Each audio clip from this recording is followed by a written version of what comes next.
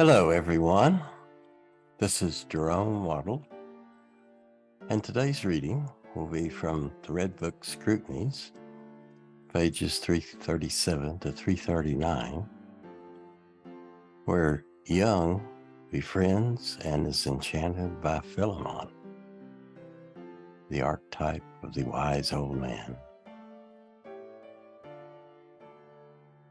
The previous readings on this YouTube channel from Scrutinies was from the first two pages of Scrutinies in the Red Book, as being pages 333 to 334, where Jung scolds his ego I and ended with Jung learning to be alone with himself and his ego I. And in the next three pages is where Jung questions his soul, as being pages 335 to 337. That ends with Jung seeing an osprey plunging down and retrieving a fish and raising up to the sky, and his soul spoke to him and said, that is a sign that what is below is born upward. If you miss them, see the description for the clickable links. So in this next section of the Scrutinies, Jung continues in what he later called his active imagination process and starts dialoguing with his collective unconscious with a figure personified as the archetypal old wise man figure or sage. First personified as Philemon, who decides to impart his secret knowledge to Jung, who will then bring it to the collective. The reading. Soon after this, on an autumn night, I heard the voice of an old man, and this time I knew it was Philemon. He said, I want to turn you around. I want to master you. I want to emboss you like a coin. I want to do business with you. One should buy and sell you. You should pass from hand to hand. Self-willing is not for you. You are the will of the whole. Gold is no master out of its own will, and yet it rules the whole, despised and greedily demanded, an inexorable ruler, it lies and waits. He who sees it longs for it.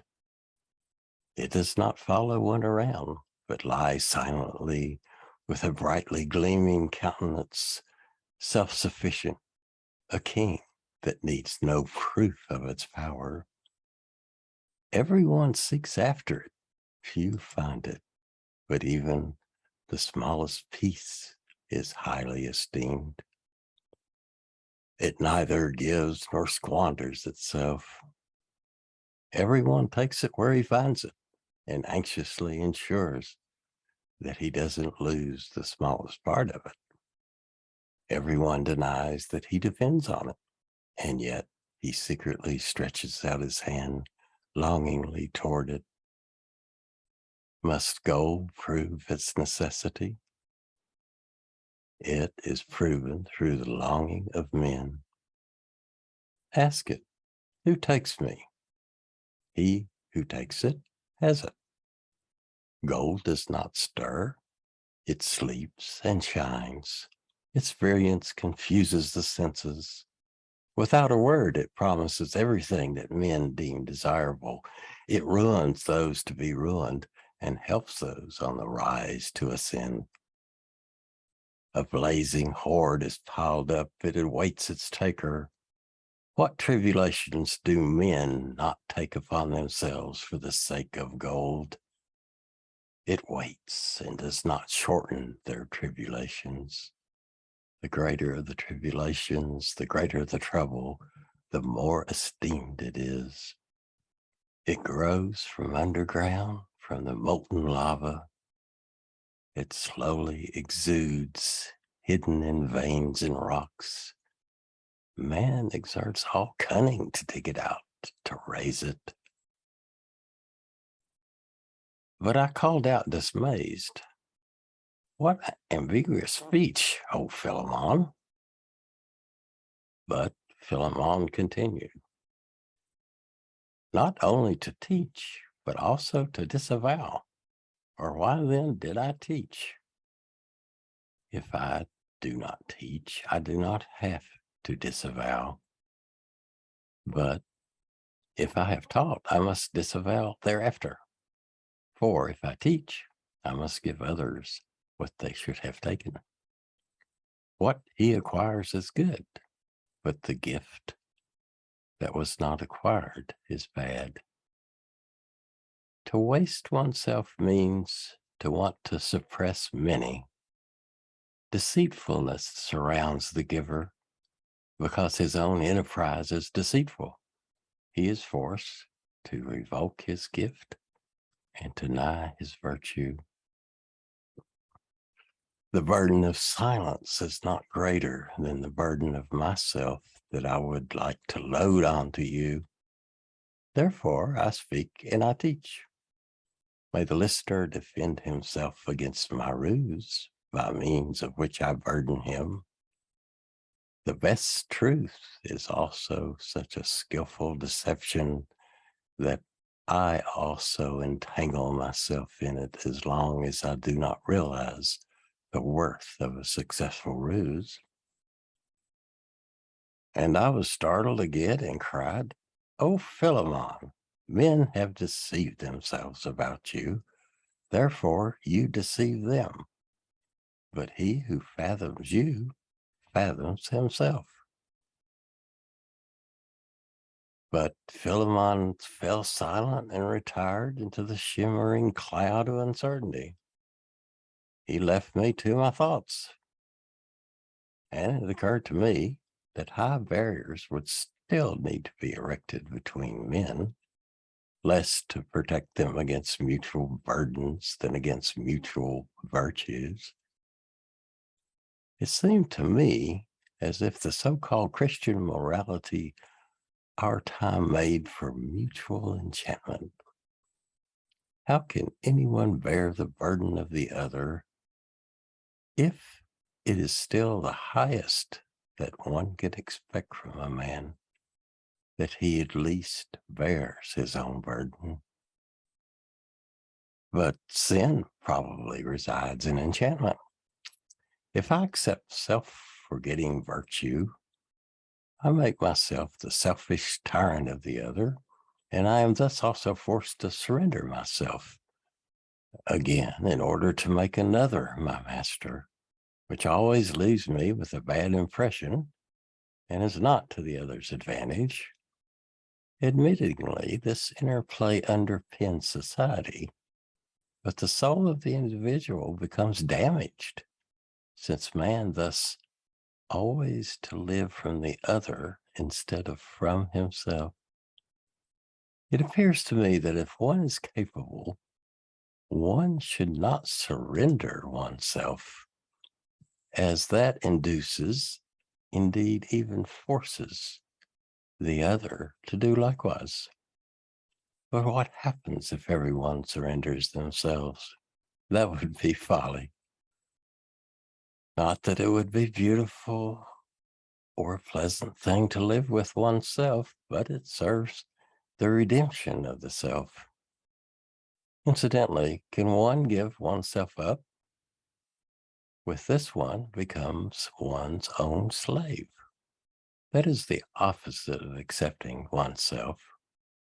If one becomes one's own slave, and this happens to everyone who surrenders himself, one is lived by the self. One does not live oneself, it lives itself. The self-forgetting virtue is an unnatural alienation from one's own essence, which is thus deprived of development. It is a sin to deliberately alienate the other from himself by means of one's own virtuousness, for example, through saddling oneself with his burden. this sin rebounds on us. It is submission enough, amply enough, if we subjugate ourselves to ourself. The work of redemption is always first to be done on ourselves, if one dare utter such a great word. This work cannot be done without love for ourselves. Must it be done at all? Certainly not. If one can endure a given condition and does not feel in need of redemption, the tiresome feeling of needing redemption can finally become too much for one. Then one seeks to rid oneself of it and thus enters into the work of redemption. It appears to me that we benefit in particular from removing every sense of beauty from the thought of redemption, and even need to do so, or else we will deceive ourselves again, because we like the word and because a beautiful shimmer spreads out over the thing through the great word. But one can at least doubt whether the work of redemption is in itself a beautiful thing. The Romans did not find the hanged Jew exactly tasteful, and the gloomy, excessive enthusiasm for catacombs around which cheap, barbaric symbols gathered probably lacked a pleasant shimmer in their eyes, given that their perverse curiosity for everything barbaric and subterranean had already been aroused. I think it would be more correct and most decent to say that one blunders into the work of redemption unintentionally, so to speak, if one wants to avoid what appears to be the unbearable evil of an insurmountable feeling of needing redemption. This step into the work of redemption is neither beautiful nor pleasant, nor does it divulge an inviting appearance. And the thing itself is so difficult and full of torment that one should count oneself as one of the sick and not as one of the over-healthy who seek to impart their abundance to others. Consequently, we should also not use the other for our own supposed redemption. The other is no stepping stone for our feet. It is far better that we remain with ourselves. The need for redemption rather expresses itself through an increased need for love, which we think we can make the other happy. But meanwhile, we are brimming with longing and desire to alter our own condition. And we love others to this end. If we had already achieved our purpose, the other would leave us cold. But it is true that we also need the other for our own redemption.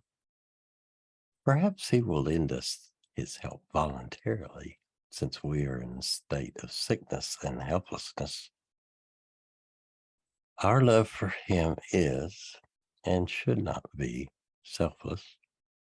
That would be a lie, for its goal is our redemption.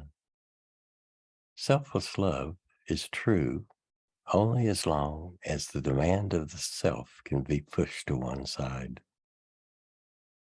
But someday comes the turn of the self. Who would want to lend himself to such a self for love? Certainly, only one who does not yet know what excess of bitterness, injustice, and poison the self of a man harbors who has forgotten his self and made a virtue of it. In terms of the self, selfless love is a veritable sin. We must presumably often go to ourselves to reestablish the connection with the self, since it is torn apart too often, not only by our vices, but also by our virtues. For vices as well as virtues always want to live outside. But through constant outer life, we forget the self. And through this, we also become secretly selfish in our best endeavors. What we neglect in ourselves blends itself secretly into action towards others. Through uniting with the self, we reach the God. I must say this, not with reference to the opinions of the ancients or this or that authority, but because I have experienced it. It has happened thus in me, and it certainly happened in a way that I neither expected nor wished for. The experience of the God in this form was unexpected and unwanted. I wish I could say it was a deception, and only too willingly would I disown this experience. But I cannot deny that it has seized me beyond all measure and steadily goes on working in me. So if it is a deception, then deception is my God. Moreover, the God is in the deception. And if this were already the greatest bitterness that could happen to me, I would have to confess to this experience and recognize the God in it. No insight or objection is so strong that it could surpass the strength of this experience.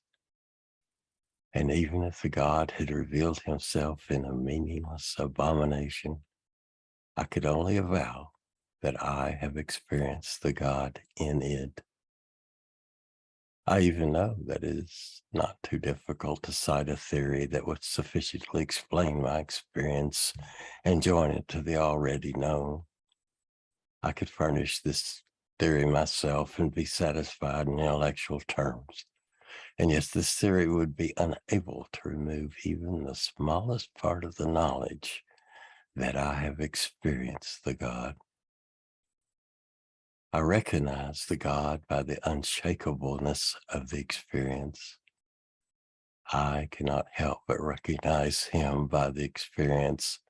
I do not want to believe it. I do not need to believe it, nor could I believe it.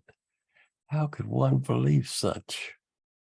My mind would need to be totally confused to believe such things. Given their nature, they are the most improbable. Not only improbable, but also impossible for our understanding. Only a sick brain could produce such deceptions. I am like those sick persons who have been overcome by delusion and sensory deception. But I must say that the God makes us sick. I experience the God in sickness. A living God afflicts our reason like a sickness. He fills the soul with intoxication. He fills us with reeling chaos. How many will the God break? The God appears to us in a certain state of the soul. Therefore, we reach the God through the self. Not the self is God, although we reach the God through the self. The God is behind the self, above the self itself, when he appears. But he appears as our sickness from which we must heal ourselves. We must heal ourselves from the God, since he is also our heaviest wound. For in the first instant, the God's power resides entirely in the self, since the self is completely in the God, because we are not with the self. We must draw the self to our side. Therefore, we must wrestle with the God for the self, since the God is an unfathomable, powerful movement that sweeps away the self into the boundless, into disillusion. Hence, when the God appears to us, we are at first powerless, captivated, divided, sick, poisoned with the strongest poison, but drunk with the highest health. Yet, we cannot remain in this state, since all the powers of our body are consumed like fat in the flames, Hence, we must strive to free the self from the God so that we can live. It is certainly possible and even quite easy for our reason to deny the God and speak only of sickness. Thus, if we accept the sick part, we can also heal it. But it will be a healing with loss. We lose a part of life. We go on living, but as one slain by the God, where the fire blazed, dead ashes lie. I believe that we have the choice. I prefer the living wonders of the God. I daily weigh up my whole life, and I continue to regard the fiery brilliance of the God as a higher and fuller life than this ashes of rationality. The ashes are suicide to me. I could perhaps put out the fire, but I cannot deny to myself the experience of the God. Nor can I cut myself off from this experience. I also do not want to, since I want to live. My life wants itself whole. Therefore, I must serve myself. I must win it in this way. But I must win it so that my life will become whole. For it seems to me to be sinful to deform life, where there is yet the possibility to live it fully. The service of the self is therefore divine service and the service of mankind. If I carry myself, I relieve mankind of myself and heal myself from the God. I must free myself from the God, since the God I experienced is more than love. He is also hate. He is more than beauty. He is also an abomination. He is more than wisdom. He is also meaningless. He is more than power. He is also powerless. He is more than omnipresence. He is also my creature. In the following night, I heard the voice of Philemon again, and he said, "Draw near, enter into the grave of the God. The place of your work should be in the vault. The God should not live in you, but you should live in the God." These words disturbed me, since I had thought before precisely to free myself from the God, but Philemon advised me to enter even in deeper into the God. Since the God has ascended into the upper realms, Philemon also has become different. He first appeared to me as a magician who lived in a distant land, but then I felt his nearness, and since the God has ascended, I knew that Philemon had intoxicated me and given me a language that was foreign to me and of a different sensitivity.